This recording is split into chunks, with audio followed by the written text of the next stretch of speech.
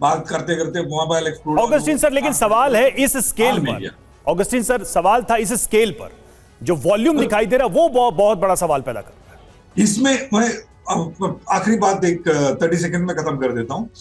इसमें बिना पीईटीएन के मिलाए और बिना बीएमसी के हैक किए आप इसका टेम्परेचर बढ़ा ही नहीं सकते हैं।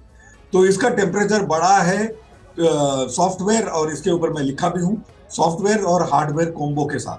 आपने एक टिकिंग टाइम बॉम्ब उस बैटरी के अंदर लगा दिया है। क्या ये टिकिंग टाइम बॉम्ब आपके मोबाइल के या मेरे मोबाइल के अंदर भी जो बैटरी है उसके अंदर ऑलरेडी मिला हुआ है या नहीं, उसका ना आपको ना मुझे इल्म है। तो जो संदिग्ध जगह से जो मोबाइल्स या पेजर्स आते हैं वो एक टिकिंग टाइम बॉम्ब है, उसको कोई भी एक्टिवेट कर सकता है अगर उसके पास वो एक्चुअल कोड हो जिससे वो बीएमसी को बाईपास करके उसका टेम्परेचर बढ़ाया जाए। बिल्कुल, लेकिन एक महत्वपूर्ण बात जो आपकी इन तमाम बातों से निकलकर सामने आती है ऑगस्टीन साहब, वो ये है कि जिस लेवल पर ये धमाके हुए हैं, इनका पैमाना जितना बड़ा नजर आ रहा है वो बिना विस्फोटक इम्प्लांट किए संभव नहीं है। बहुत तफसील से आपने डिटेल जानकारी दी है हमारे दर्शकों को विनोद जी, बहुत बढ़िया। बेरूत में 4 हिजबुल्लाह लड़ाकों के सुपुर्दे खाक में धमाके हो गए। ये देखिए एक और बड़ी खबर, बिल्कुल ताजा अपडेट, सांसद अली अम्मार के बेटे के फ्यूनरल में धमाका हो गया। बेरूत के शमशान में धमाकों के बाद मच गई भगदड़। लड़ाकों के जनाजे में शामिल हुई थी हजारों की भीड़। तस्वीरें आपके सामने, 18 सितंबर का ये वाकया जहां पर फ्यूनरल के दौरान धमाका हो गया। धमाकों के बाद घटनास्थल पर दर्जनों एम्बुलेंस पहुंची। ये उसी वक्त की तस्वीरें।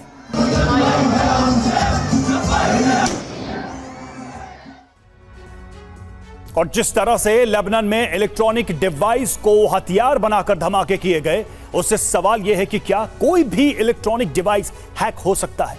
आइए इसको भी समझते हैं, क्योंकि यह जानना बहुत जरूरी है, क्योंकि इस वक्त दुनिया में हर इंसान इस तरह के डिवाइसेस का इस्तेमाल करता है, तो उसके मन में भी यह सवाल जरूर है। सवाल क्या है, क्या कोई भी इलेक्ट्रॉनिक डिवाइस हैक हो सकती है, उसको हैक किया जा सकता है? इसका जवाब है बिल्कुल, ऐसा संभव है, हैक हो सकता है कोई भी इलेक्ट्रॉनिक डिवाइस।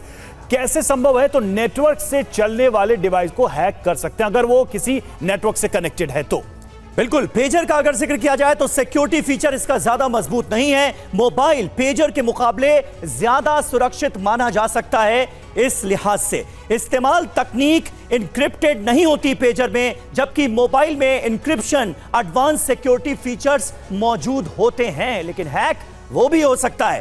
पेजर से भेजा गया डेटा आसानी से कैप्चर कर लिया जाए, यह संभव है, मुमकिन है। मोबाइल में ये फीचर्स हैकिंग से सुरक्षित रखते हैं और कंपैरेटिवली अगर देखा जाए तो पेजर के मुकाबले मोबाइल ज्यादा सुरक्षित है। लेकिन हो क्या रहा है आप देखिए, कोई भी इलेक्ट्रॉनिक डिवाइस जो है लेबनान के अंदर फट रही है। संजय सोय साहब, ये जो बिल्कुल अलग तरह का वॉरफेयर हमारे सामने है, जंग का बिल्कुल नया तरीका हमारे सामने है, क्या अब दुनिया को इसके लिए भी तैयार रहना होगा और तमाम देशों को इस वॉरफेयर के सामने आने के बाद अपने आप को सुरक्षित बनाने की कवायद शुरू करनी पड़ेगी? साइबर सिक्योरिटी को लेकर गंभीर होना पड़ेगा। नहीं, बिल्कुल समीर, यहाँ पर देखिए 2 चीज़ें हैं। यहाँ पर मैं एक नया शब्द दूंगा, ये साइबर फिजिकल अटैक। एक तरफ तो साइबर है और एक तरफ फिजिकल है, क्योंकि एक साइबर अटैक होता है जहां पर आपने उनके सिस्टम को हैक कर लिया, आप उनके अकाउंट में चले गए, पैसा निकाल लिया, बैंकिंग सिस्टम को क्रैश कर दिया, रेलवे एयरपोर्ट सिस्टम को क्रैश कर दिया, वो खाली साइबर हो गया। लेकिन यहाँ पर इलेक्ट्रॉनिक आइटम का इस्तेमाल करके उसमें को बॉम्ब बना के उसके अंदर जो कैजुअल्टी की जा रही है, ये साइबर फिजिकल अटैक इसको मैं कहना चाहूँगा। और इसमें दोनों बातें इन्वॉल्व हैं कि पहले उसके अंदर थोड़ा सा एक्सप्लोसिव डाला, जैसा कि ऑगस्टिन ने बताया था, और साथ साथ मैं एक चीज़ ऐड करना चाहूंगा कि यहां पर लिथियम बैटरी जो है उसका इस्तेमाल एक बॉम्ब की तरह से किया गया है। और अगर ये बातें नॉन स्टेट एक्टर्स के हाथ में आ जाती, जैसे समीर आप कह रहे थे, तो दुनिया में बहुत बड़ा खौफ हो सकता है। आज जो इसको लेकर एक जानकारी हमने दर्शकों से साझा भी की थी कि ये प्लानिंग हिजबुल्लाह की पहले से थी, जिसे इजराइल ने पहले ही ट्रैक कर लिया, भांप लिया और उसी कॉन्सेप्ट को उसने रियलिटी में कन्वर्ट कर दिया। ध्रुव पंडित, ये सवाल मेरा आपसे होगा एक बार फिर से, क्योंकि आप साइबर एक्सपर्ट हैं। हम सभी इलेक्ट्रॉनिक डिवाइसेस यूज कर रहे हैं, पूरी दुनिया में करोड़ों, और भारत तो दुनिया के सबसे लीडिंग उन कंट्रीज में है जहां पर मास लेवल पे हर इंसान इलेक्ट्रॉनिक डिवाइस से बंधा हुआ है, उसका जीवन चल रहा है। आम लोगों के लिए ये कितनी चिंता की बात है, कितना सतर्क रहने की बात है, क्या ऐसी सावधानी रखी जा सकती है? क्योंकि जैसा अभी सर कह रहे थे कि नॉन स्टेट एक्टर्स अगर इस कॉन्सेप्ट पर चलना शुरू कर दें तो ये हर व्यक्ति के लिए एक चुनौती बन जाएगी।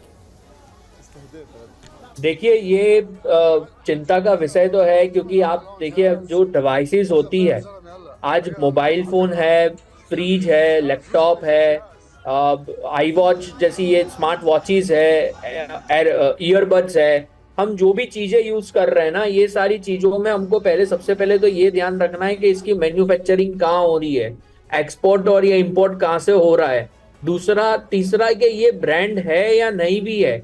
बहुत बार क्या हो रहा है, लोग अपने पैसे बचाने के चक्कर में कोई भी ब्रांड के चक्कर में आके और चीजों की डिवाइसेस को यूज करना स्टार्ट कर देता है। तो डेंजर तो है, हैकिंग से कुछ भी हो सकता है आज की दुनिया में। ये जो सबसे ज्यादा खतरा तो चाइनीज माल से नजर आ रहा है। फिर तो चाइनीज, ये सब बोल सकते हो, क्योंकि चाइनीज सेमीकंडक्टर की डिवीजन में बहुत टाइम से काम कर रहा है। ताइवान, जापान, ये लोग बहुत टाइम से आगे है, तो इन लोगों के पास इतनी सारी चिप्स बनती है जिसकी वजह से ये कोई भी सस्ता इलेक्ट्रॉनिक बना लेते हैं और मार्केट में कोई भी ब्रांड के नाम से बेचते हैं जी। तो आज हम हमारे हिंदुस्तान की बात करें या कोई और भी कंट्री की बात करें, जैसे थोड़े समय पहले, 1 साल पहले लंदन में यूके गवर्नमेंट ने हुआई की सारी प्रोडक्ट्स को बैन कर दिया था, क्योंकि हुआई भी चाइना से आ रहा था और हुआई के fridge, mixer, microwave, TV, even hair dryer, इन सब के अंदर उन लोगों ने बग्स डाले थे, जिससे वो लोग बैठ के पूरा सुनते थे, लोगों को